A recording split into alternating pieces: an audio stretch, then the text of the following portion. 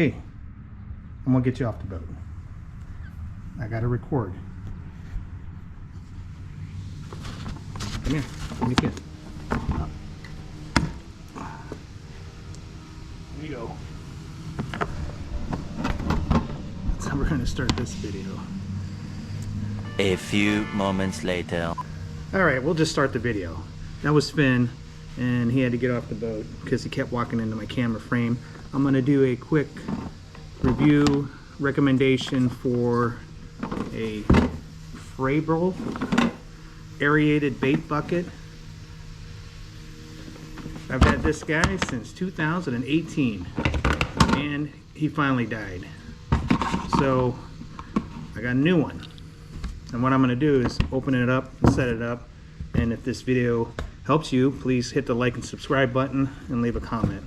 So here's my new one. Just came today. Got my old one, new one. 2018, so I got 18, 19, 20, 21, 22. 6 good years out of it. I haven't fished this year. I'm waiting for the water levels to go down so I can get my boat in the ramps. So bye-bye to this guy. And this is the new one. So let's open it up. Here's the top. And it's got some wrapping on this. It looks like I got to take it out because I don't see any of the parts. The aerator hose. If you watch to the end, you also see me testing this out. So I'm taking the screw out that holds the pump in place.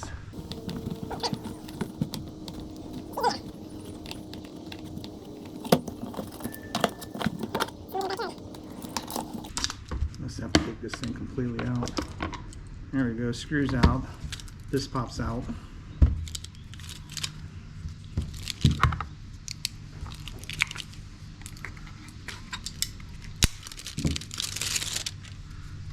And then you have to pull this out and lift at the same time.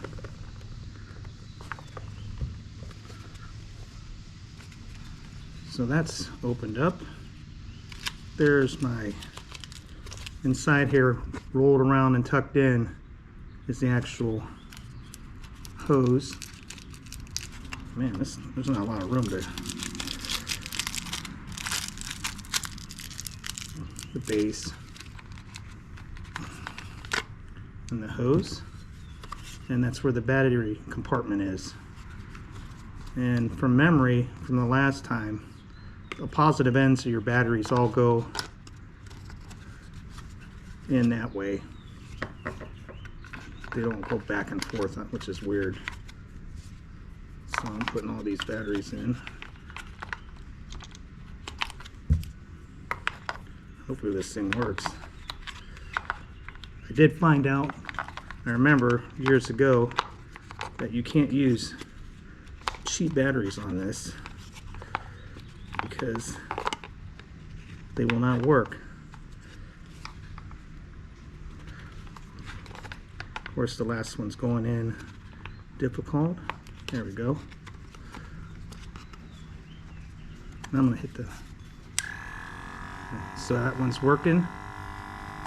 Now what we're going to do is mount it back inside with this hose and pour some water in there and test it out. This yellow piece is basically a weight that keeps the hose at the bottom of the bait bucket when in use. Up here there's a hole that I got to fish that through. So first thing I'm going to do is plug it into here, which is the back. Go ahead and shut this. And then fish this hose through here, which of course the hole is too small for the hose to fit through. That's interesting. Let's see if I go through this way. So this hose is bigger than the actual hole that they pre-punched or drilled. So the top of this actually pops off.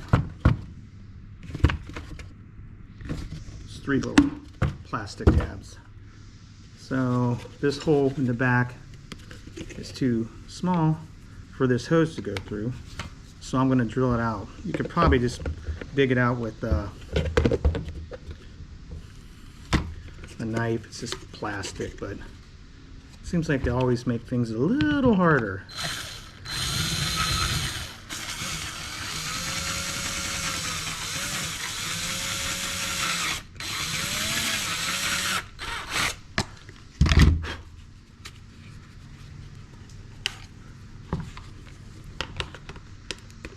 Now that's going to work. So put this back on here. Again, it snaps in place.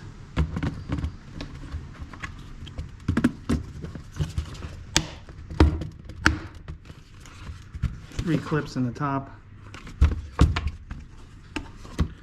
Put the aerator back in. Fish this hose through that hole like that.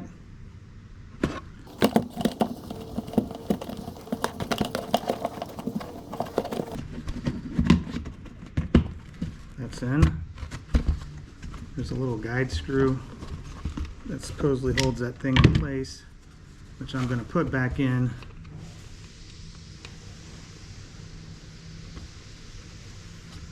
I'm not going to worry about tightening it completely. And then on the end of this hose, you have to put this weight on so it stays on the bottom of the bucket.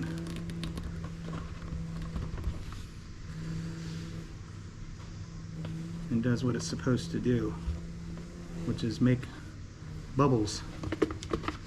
And the bubbles keep your bait alive.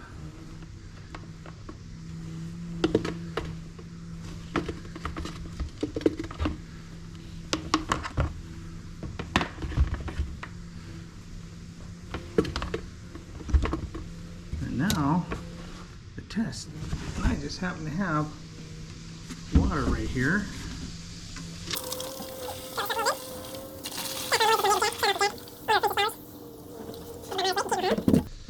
So I got water in it, and now the test. I'll go ahead and turn it on. You hear it bubbling, and there's your bubbles. That's it. If you don't aerate your live bait, it will die, especially when it's warm out. So I'm a big fan of these. I actually have 2 backup aerators in my boat for my main live well. If the aerator on there fails, I got some stuff in there to keep things alive, especially for tournaments and stuff like that. So hit the like and subscribe button if this video helped you out, and I can't wait to get back on the lake. It's going to be next week.